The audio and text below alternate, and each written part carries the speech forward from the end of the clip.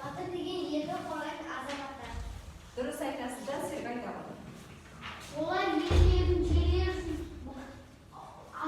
соғысуға кетеді. Соғысуға кетеді, дұрыс айтасыз. Асылай айта ғой. Батырлар өздерінің жауға бермес үшін өзіне сенімді болып қазақ даласын қорғауға барады. Дұрыс айтасыңдар. Бекназ айта ғой. Батырлар елін, жерін, ұрпақтарын қорғау үшін жандарын береді. Дұрыс айтасыңдар. Бізде кезінде жоңғарлар ел басына күн туатындай етіп ұлдарымызды, қыздарымызды құлдыққа, ұлдарымызды жаңағыда өздеріне бағындырып алу үшін, елімізді, жерімізді тартып алу үшін соғыс ашты, бізге. Сондай қиын қыстау кезеңде ел басына күн туған кезде осындай батырларымыз ер жүректігімен өзін көрсете білді.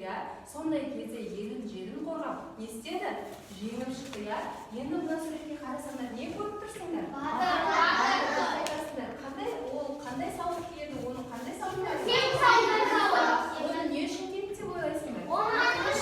Қорғану үшін. Мына келесі суретке қарасаңдар, балалар, мен бүкіл қару-жарақтарын мына жерде көрсетіп қойдым. Ал сендер мына біріншіден тұрғаннан бастап айтып көріңдерші, ең бірінші не?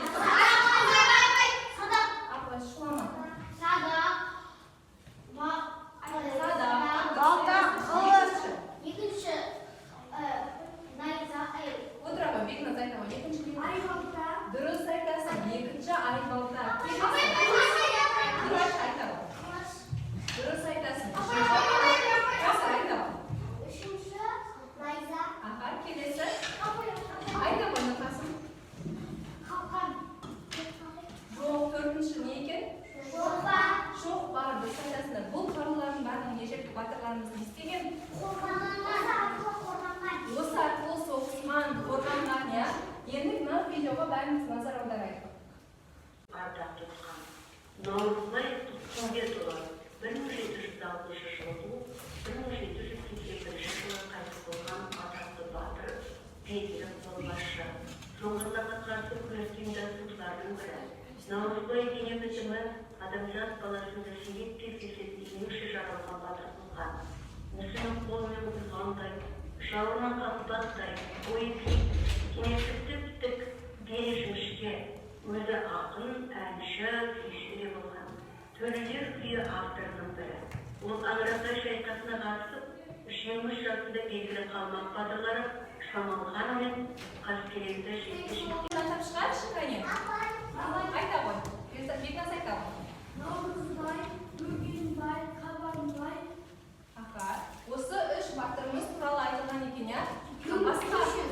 Басқа не айтыласыздар осы батырлар туралы видеодан көргеніңізбен?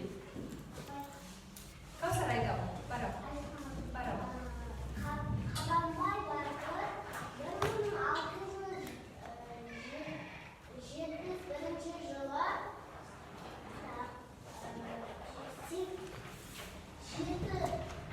73 жасында қайтыс болған. 73 жасында не істеді? Қалай қайтыс болған екен? Соғыста не алған? Жарақат алып, сол жарақатынан қайтыс болған екен, Тағы кім туралы айтамыз? Наурызбай ол қандай болған? Бақтай. Денесі өте ұзын, нағыз батырға сай, денесі ірі, өте мықты ержүрек тұлға болған екен, Және мына жерде Наурызбай туралы тағы не айтқан?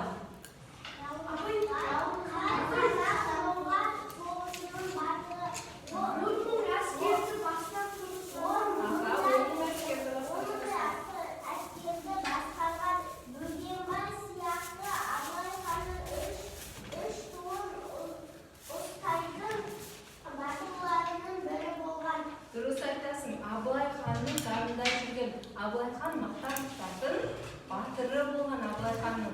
Және басқа, Қабанбайды не деп атаған екен кішкентай кезінде? Дұрыс айтасың, Қабанбайды екінші аты Дарабоз болған екен оның аты. Және Бөгенбай туралы не айтамыз? Ол қанша жасынан бастап жаумен шайқасқан екен? Дұрыс айтасыңдар. Тағы басқалар сөйлейіктер кәне? Ұлданай, қанша жасынан бастап соғысқа қатысқан екен? Дұрыс айтасың, 13 жасынан бастап. Енді осы батырларымыз туралы қандай пікірдесіңдер?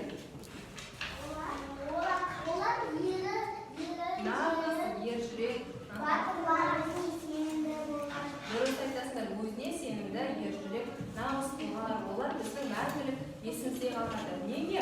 Олар себебі біздің осындай күйге жетуімізге, қазір осындай жерде елімізде толып өсіп жатқанымызға нағыз себепкер осы батырлар. Енді балалар, осы қазақ батырларымен қоса билер де болған екен қазақ даласында. Оны өзіміз білетінде қандай билер бар?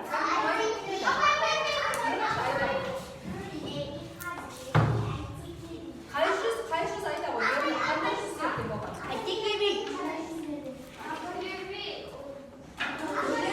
Төбе би, иә, ол ұлы жүз, дұрыс айтасың, ұлы жүздің биі.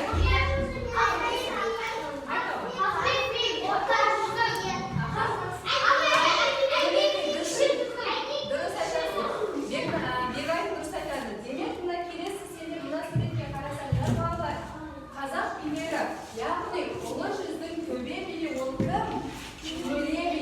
Орта жүздің көбе биі маз дауысты әжібек би. Келесі төбе биі әйтеке би. Сендердің билерің кім екен? Әйтеке би екен, иә? Так, ұлдатай оқи ғой ең бірінші сөзді. Атақты шешендер. Келесі Кәусар. Дұрыс айтасың. Келесі Диана оқи ғой. Тәуке ханның, яғни бұл Төле би, Қазбек би, Әйтеке би, Тәуке ханның негізгі көмекшілері болған екен. Келесі. Келесі.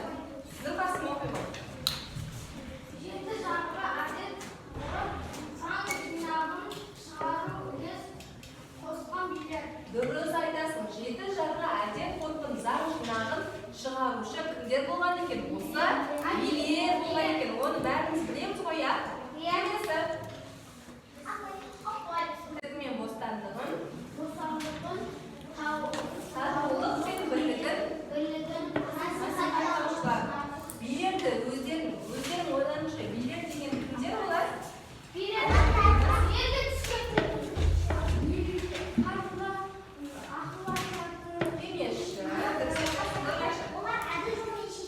Дұрыс, ең бастысы билер кез келген шешілмейтін мәселенің өзін адал жолмен, әділ жолмен шешетін кеңесшілер болған екен. Және олар халықтың тәуелсіздігін, бостандығын, татулық пен бірлігін насихаттаушылар. Айта ғой.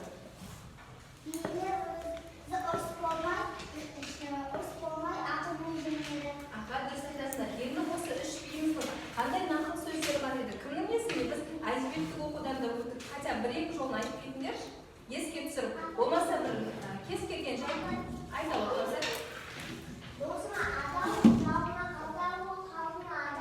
Молодец. Кімнің сөзі? Төле би. Бегайым айта ғой.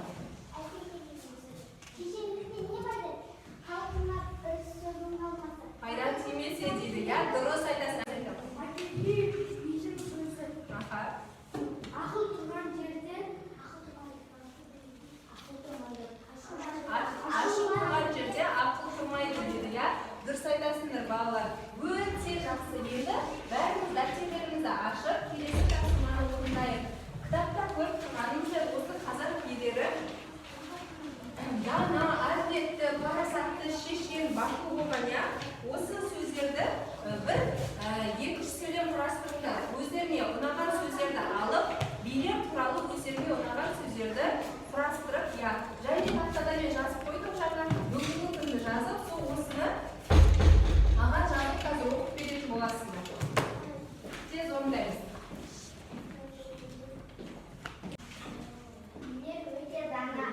Дұрыс айтасың. Дана сөзін пайдаланыпты. Билер өте дана болады. Келесі.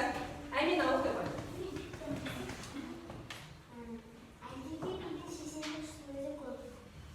Шешен деген сөзі пайдаланыпты. Я тағы келесі кім?